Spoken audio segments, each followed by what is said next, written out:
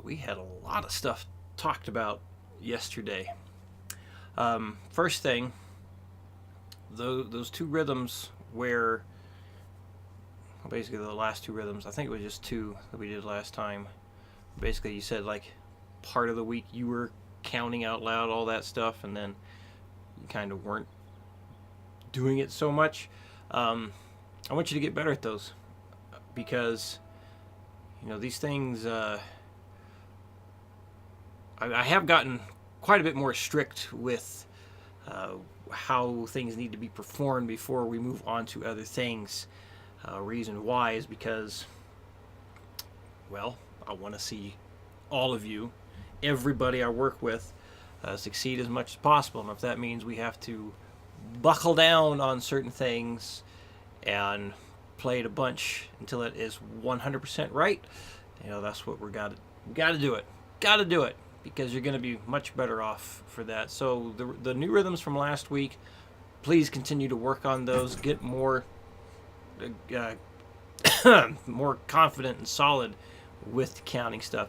Count out loud. So remember, one of those tricks I gave you is you can say all the parts of the count, like the 1 and 2 and 3 and 4 and, but then you emphasize only the part you play. So now that I'm thinking about it, I'm going to bring up one of those. Let's see, will it be from the 30th? So what do we got here? There was only 2 from the 30th. I thought there was 3. Okay, we didn't even cover the 16th note one. Okay, so now that I'm looking at it, let me show you what I'm looking at here, just so we're on the same page. One moment. Okay, here we go. So this one, right? Okay, yeah. Continue working on this. Remember, you mentioned that this bar here was problematic, so you can focus on just that until that becomes more natural, and then you go back to doing the whole thing. So that's important. Anytime you're working on any piece of music, and if there's like 1 or 2 parts or 1 or 2 bars that is giving you trouble, that's what you need to focus on instead of trying to run through the whole thing. So always pinpoint the weaknesses and focus on those before moving on to the rest of it. Yeah, we didn't even cover this last time, so we'll need to do that this coming Monday. So I'll go through both of these, demonstrate it. So what I was talking about in saying, you can say all the parts of the music or the count, saying all the parts of the count. Let's try and get both of us on screen here. So you're going to count the 1 and 2 and 3 and 4 and the whole time. You can do this if need be to help you latch onto this stuff better. So like whisper the parts you are not playing on, but then out loud, emphasis, with pride, damn it, say it, enunciate the part you are playing on. So what you could do it by yourself if you feel too silly with it. A lot of people feel silly counting this stuff out loud.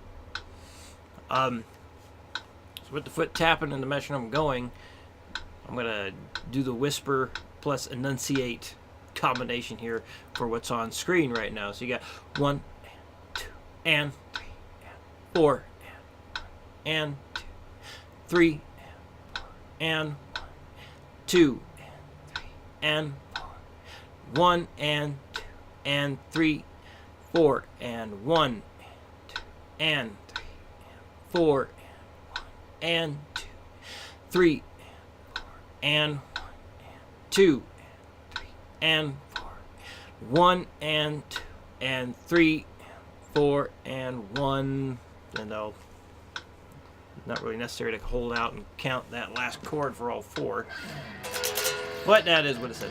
Anyway, so now I'm going to play it and say it.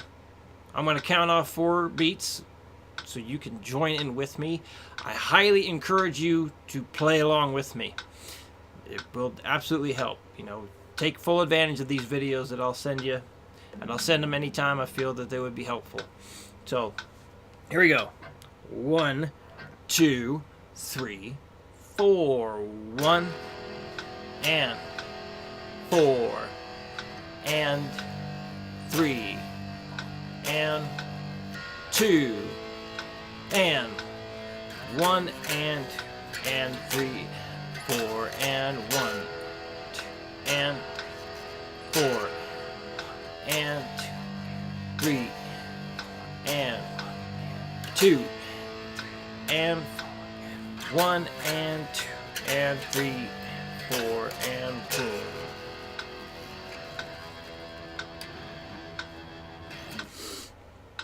Okay, so the next one that we did not get to last week, that we really got to get to next lesson.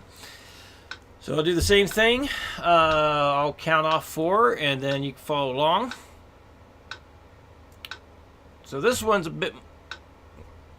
This one's much more simplistic in terms of how the rhythm is. Like, you're not skipping a bunch of stuff. It's pretty straightforward for the most part.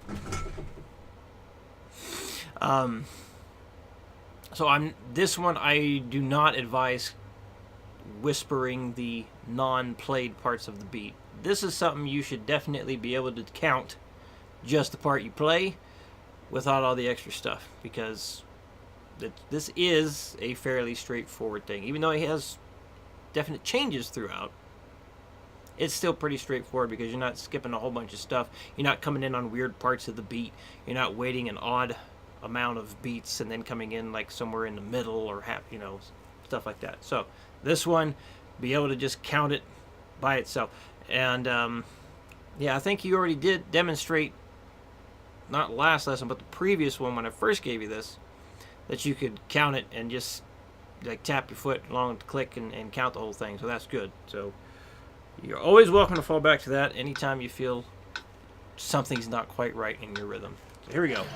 1, 2, 3, 4. 1 E and a 2 E and 3 and a 4 and 1 and 2 E and a 3 E and a 4 and a 1 and a 2 E and 3 and 4 E and a 1, 2, 3 and 4 E and a 1 E and a 2 E and 3 and a 4 and 1 and 2 E and a 3 E and a 4 and a 1 and a 2 E and 3 and 4 E and a 1, 2, 3 and 4 E and a. So strumming, keep in mind now, because this is a 16th note pattern for the most part. Subdivision is 16th notes. That's the smallest one, right? So 8th notes, such as beat number 4 here, you're going to do 2 downstrokes for that.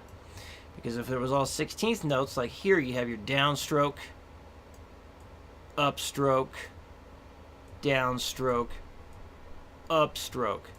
So on the downbeat and the upbeat, which is the middle of the beat, because you're strumming twice as fast now, 16th notes versus 8th notes, your downstroke will come on the downbeat and the upbeat. So your upstrokes will come in between downbeats and upbeats. So that's why you're going to go downstroke, downstroke here on that. All right.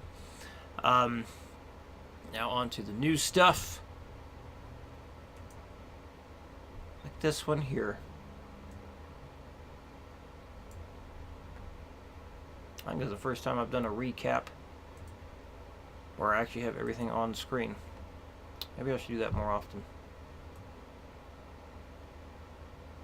Okay, so new material, metronome work. You got 3 things that are going to happen.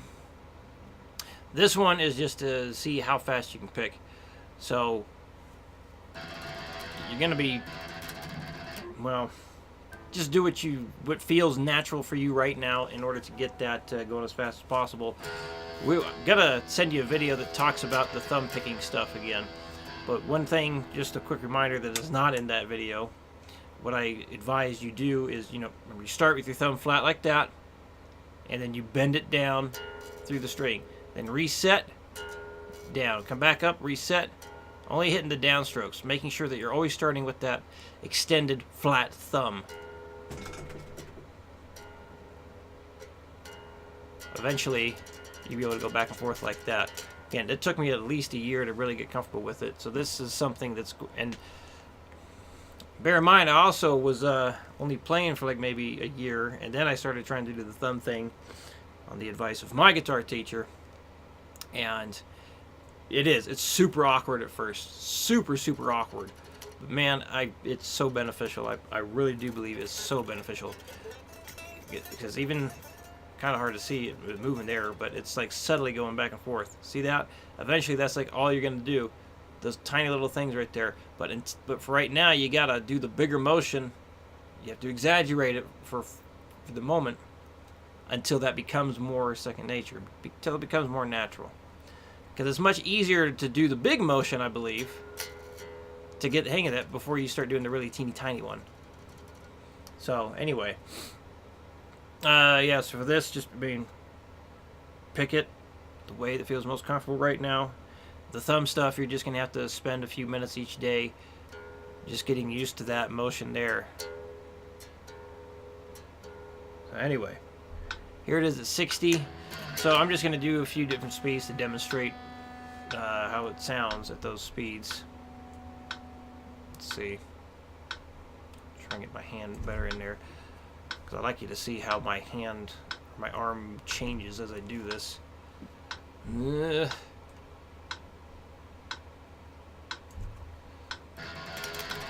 Alright, so pay attention to how my picking mechanics change as I go through different speeds here. So here we go at 60.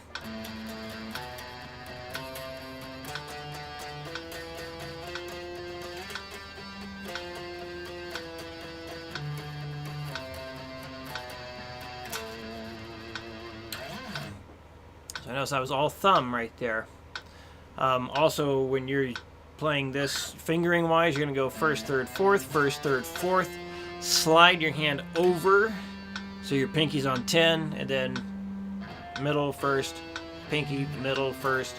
Shift your hand back over so your index finger ends it there. Alright, so 120 next. So at this tempo, I'm still using my thumb.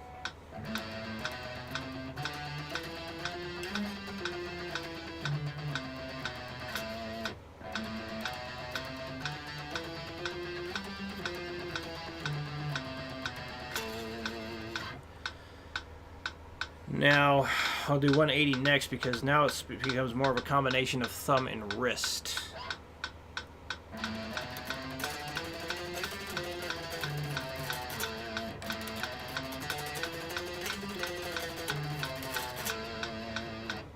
So there'll be a lot more wrist happening in that aspect, or this speed. Now let's see what it looks like at 200. Definitely a lot more arm happening now. A lot more arm going on. Now if I do something like 250, it's all arm, all elbow. Watch this muscle bulge up here.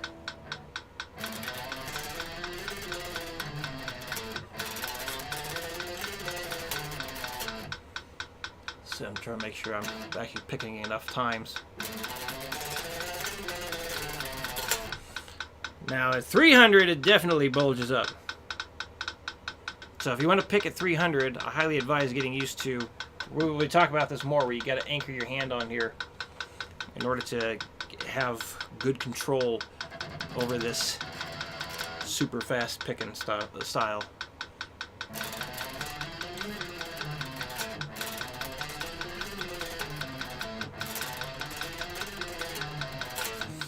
Okay.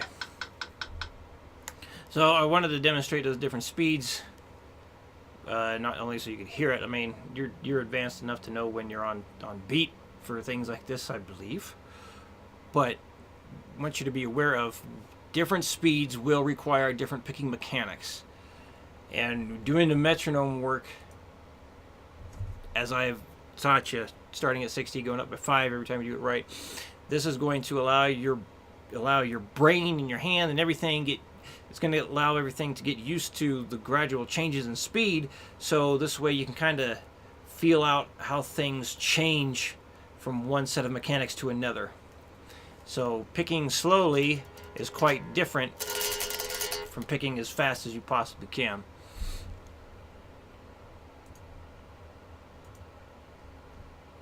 So this guy,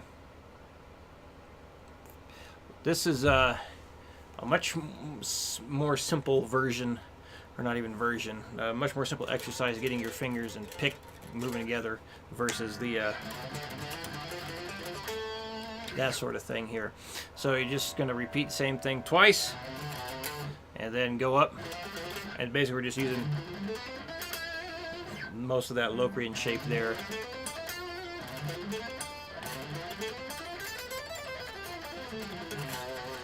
So most of that scale shape. Anyway, so triplets. Get the metronome back down.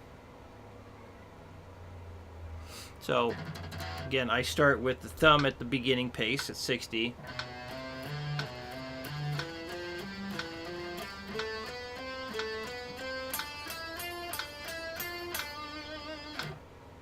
Double time.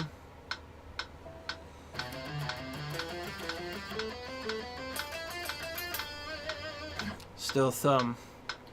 Now double that, 240. So your goal speed is to eventually be able to do 8th note triplets at 240 beats per minute. So this way you can start working with 16th note triplets. So this pace right here is kind of a thumb plus wrist combination here.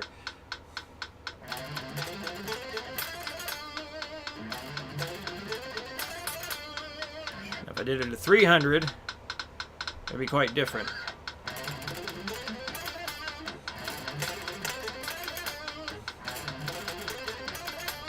Much more arm movement at that pace.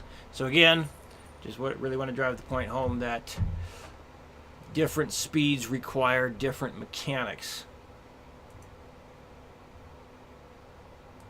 And you may be asking yourself at some point, how come you didn't go over this stuff when we first did lessons? I honestly didn't know about a lot of this stuff back then. But some of the videos I'll be linking to you going to be from that guy I mentioned, Troy Grady, who helped me become much more aware of what actually happens for all these things. So anyway, another triplet thing, legato. See how you do with this. So hammer-ons up, pull-offs down.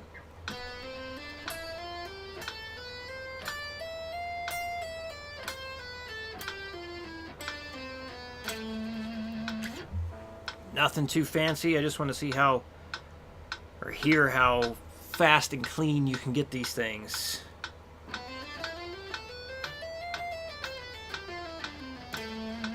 Does not matter which direction you pick on this. You got so much time between each pick stroke, it doesn't matter. Alright, now the goal speed of 240. And I say goal speed again because before you start working with 16th note triplets, which is 6 notes a beat, you need to be able to play 8th note triplets at 240 first. This way your mechanics are much more solid. Your timing is going to be better. So when you do double the amount of notes per beat, you're going to be much more prepared to be able to handle something like that. So like 240 is like my graduation speed for this sort of thing. All right. So here we go, goal speed. What am I playing? Not what is on the screen. Jeez.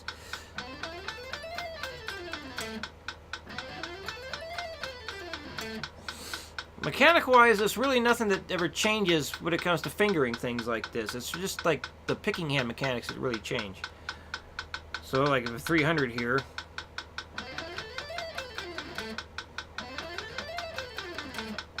it all looks the same really for fret hand stuff. Okay, I think that covers everything. New stuff versus zoom back out on these.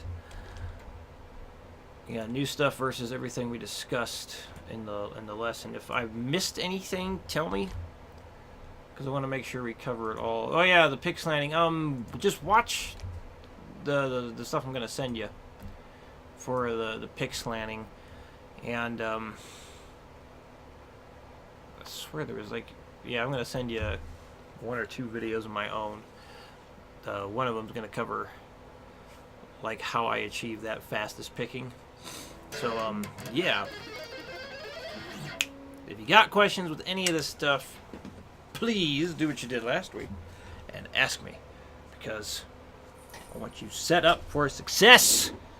And as I said yesterday, get you metal as fuck. So yeah, done.